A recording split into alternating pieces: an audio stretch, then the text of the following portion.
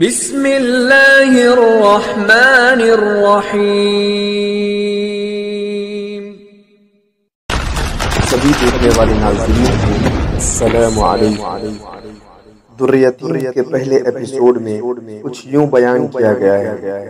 عبد المطلب نے اللہ پاک سے منت مانی تھی کہ جب میرے 10 بیٹے ہو جائیں گے تو ایک بیٹے کو راہ خدا میں قربان کروں گا۔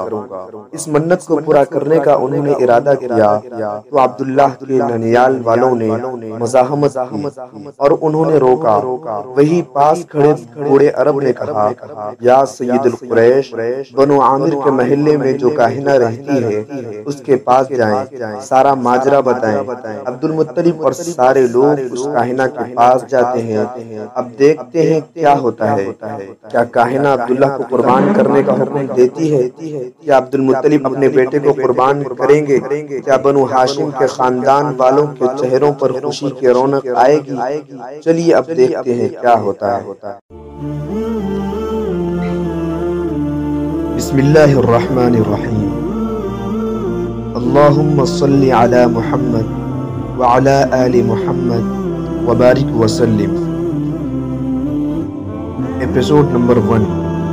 ستاروں کے بجھتے ہوئے چراغوں سے دھواں سا نکل رہا تھا۔ یہ صبح کاذب تھی۔ دھندلکا اور اجالا ایک دوسرے میں گھل مل گئے تھے۔ سورج مشرق کے دریچے سے جھانکنے ہی والا تھا۔ محو انجمن رات کے مسافر رخت سفر باندھ کر جانے کے لیے تیار کھڑے تھے۔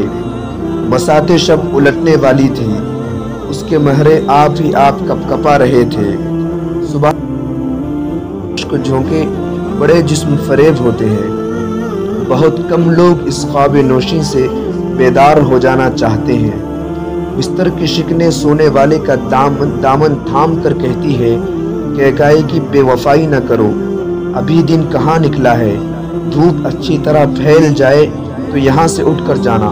خوب لطف کے ساتھ کروٹیں بدلو، انگڑائیاں لو، ہتھیلیوں سے خواب آلودہ آنکھیں ملنے کے بعد بھی لیٹے رہو۔ ایسی جلدی کیا ہے؟ کلیوں کو تو چٹک جانے دو۔ شبنم نے ابھی نیم باز گنچوں کے منہ بھی پورے طور پر نہیں دھلائے۔ نیند کا مزہ جاگنے پر ہی محسوس ہوتا ہے۔ اس لطف کو دیکھو، ادھورا نہ چھوڑ دینا۔ آنکھ کھلتے ہی بستر سے فوراً اٹھ جانے والے خواب کی لذت آخر سے محروم رہتے ہیں۔ یہ مکہ کی صبح کاذب تھی۔ لوگ ٹھنڈی ہواؤں کی گود میں سو رہے تھے۔ سکوت شب پوری طرح ٹوٹا نہ تھا۔ کسی راستے سے اونٹوں کے گلے کی گھنٹیاں بجنے کی آواز آ رہی تھی، مدھم اور بے ترتیب آواز، جیسے کوئی نومشق پجاری مندر میں گھنٹی بجا رہا ہو۔ اہل مکہ کے گھروں پر نیند کی خاموشی چھائی ہوئی تھی۔ اس عالم میں بنو ہاشم کے عریض و طویل مکان کے دروازے کے پاس ایک باوقار شخص سیاہ کمبل پر دیوار سے کمر لگائے بیٹھا تھا۔ وہ گہری سوچ میں ڈوبا ہوا تھا کہ اس کے ماتھے پر سلوٹیں جلد ابھرتی اور پھر پھیل جاتی۔ فکر و احساس کے بار نے اس کے پیٹوں کو بوجھل بنا دیا تھا۔ اس کی آنکھوں میں کبھی چمک پیدا ہوتی اور کبھی اندھیرا۔ خیالات شاخ در شاخ ہوتے چلے جا رہے تھے۔ وہ یک بار کی کھڑا ہوا اور صحن میں تیز ٹہلنے لگا۔ خوب دھوپ پھیل چکی تھی۔ ابو قبیس کی چوٹیوں پر سورج کی شعاؤں نے سنہری شعر لکھ دیے تھے۔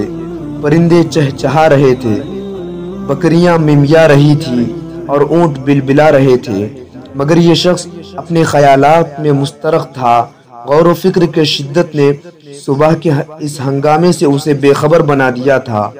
گھر کے لوگ اس کی طرف حیرت و تجسس کی نگاہ سے دیکھ رہے تھے۔ کہیں بنو امیہ سے کسی بات پر جھگڑا تو نہیں ہو گیا؟ امیہ اور ہاشم کے جانشینوں کی تلواروں کو نیام سے تو باہر نہ آنا پڑے گا۔ شام سے جن اونٹوں پر سامان تجارت آ رہا تھا، کہیں وہ تو نہیں لٹ گئے؟ حج کا زمانہ قریب آ رہا ہے، شاید اس کے نظام کے لیے سوچ بچار ہے۔ عبد المطلب کو اتنا فکر مند تو کبھی نہیں دیکھا گیا۔ آج یہ دارالندوہ بھی نہیں گئے۔ قریش کے سردار ان کے منتظر ہوں گے۔ سب لوگ اپنے اپنے خیال کے مطابق قیاس آرائی کر رہے تھے۔ عبد المطلب سے بات کرنے کی کسی کو جرأت نہ ہوتی تھی۔ عبد المطلب نے پیشانی سے پسینہ پونچھا، کئی بار ہاتھوں کی مٹھیوں کو بند کیا اور کھولا، پھر اپنے نیچے کرتے کو اوپر اٹھاتے ہوئے بولے، عبداللہ کہاں ہے؟ اسے بلاؤ، کعبے کی دیوار کے سائے میں آج اسے قربان کر کے اپنی منت پوری کروں گا۔ گھر والے سب ایک دوسرے کا منہ تکنے لگے۔ عبد المطلب کے فیصلے کو سن کر سب کے چہرے یکبارگی پیلے پڑ گئے، جیسے ان کے جسموں میں لہو نہیں پانی ہے۔ مکان کے صحن میں اونٹوں کے کجاووں کے پاس دیوار میں ایک بہت بڑا طاق تھا، جس میں مٹی کے پیالے، رسیاں، ستو کے خالی تھیلے، آہنی خود، ٹوٹی ہوئی زرہ کے ٹکڑے اور لوہے کے کچھ ہتھیار رکھے ہوئے تھے۔ عبد المطلب نے طاق سے چھری اٹھائی اور اس کے دھار دیکھنے لگے۔ دھار تیز تھی، مگر عبد المطلب نے احتیاط سے زرہ کے لوہے پر اسے رگڑنا شروع کر دیا۔ آن کی آن میں بجلی کی طرح ہر طرف خبر پھیل گئی۔ عبد المطلب نے جو منت مانی تھی کہ اللہ تعالیٰ نے مجھے 10 بیٹے دیے تو میں ایک بیٹے کو تقرب الہی کے لیے قربان کر دوں گا، آج اس منت کے پورا کرنے کی وہ تیاری کر رہے ہیں۔ چھری کی دھار تیز تر کی جا رہی ہے۔ عبداللہ کو بلانے کے لیے آدمی بھجوا دیا ہے۔ ہاشمی گھرانے کے لوگ بات کے پکے اور ارادے کے مضبوط ہوتے ہیں، اور پھر عبد المطلب تو قریش کے سردار ہیں، ان کے عزم کا بدل جانا بہت دشوار ہے۔ تھوڑی دیر میں عبداللہ حارث ابو طالب اور اپنے دوسرے بھائیوں کے ساتھ باپ کی جناب میں حاضر ہو گئے، اور ان کے آنے کی تھوڑی دیر بعد عبداللہ کے ننیال والے بھی نواسے کے قربان کیے جانے کی خبر سن کر چلے آئے۔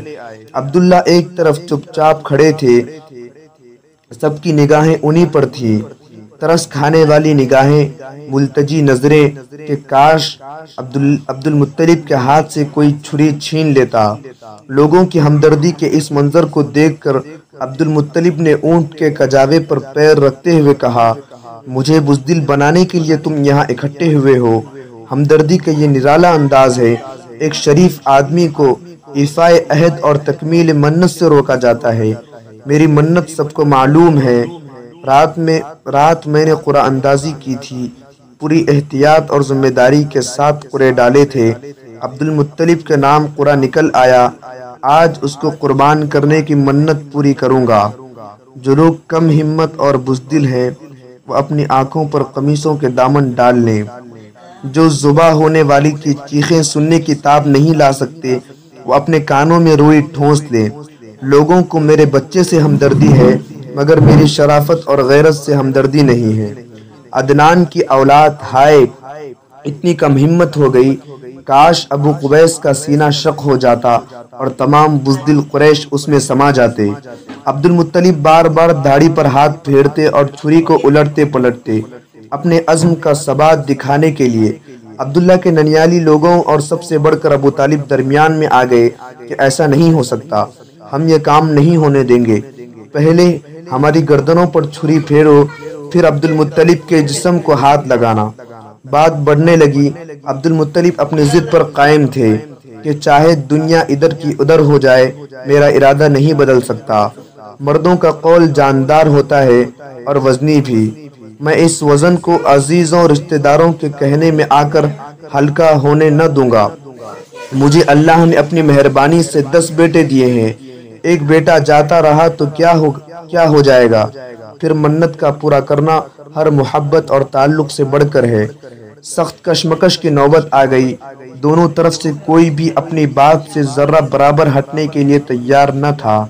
ایک ہاتھ میں چھری تھی اور دوسری جانب دسیوں سینے عبداللہ کے سامنے سپر بننے کے لیے آمادہ تھے۔ یا سید القریش، ایک بات کہوں مانو گے؟ ایک بوڑھے عرب نے اپنی کمر سے رسی کی گرہ ڈھیلی کرتے ہوئے کہا۔ کسی بات کا اقرار نہ لو بڑے میاں، جو کچھ کہنا ہے کہہ ڈالو۔ عبد المطلب نے جواب دیا، بنو عامر کے محلے میں جو کاہنہ رہتی ہے اسے تو آپ جانتے ہیں۔ بوڑھے نے دریافت کیا، میں کیا سارا مکہ اسے جانتا ہے؟ کہانت میں آج اس کا جواب نہیں، یمن اور نجد تک کے لوگ اس کے پاس فال کھلوانے کے لیے آتے ہیں۔ عبد المطلب چھری کی نوک دیوار میں چبوتے ہوئے بولے، اتنا ہی نہیں، غسان اور یمامہ کے بادشاہ اس کاہنہ کی خدمت میں نظریں اور ہدیے بھیجتے ہیں، چلو ان کے پاس چل کر اس قضیے کو پیش کر دے، وہ کہے گی اس پر عمل کریں گے، وہ جو کہے گی اس پر عمل کریں گے، اسے نہ کسی بات کا لالچ ہے اور نہ کسی کا خوف، اس کا فیصلہ دو ٹوک ہوگا۔ یہاں پر یہ ایپیسوڈ ختم ہو جاتا ہے۔ اس کے بعد کیا ہوتا ہے جانیں گے اگلے ایپیسوڈ میں، جو کچھ ہی دیر بعد ہمارے اس چینل پر اپلوڈ کیا جائے گا۔ لیکن جانے سے پہلے ویڈیو کو لائک، شیئر اور چینل کو سبسکرائب ضرور کریں۔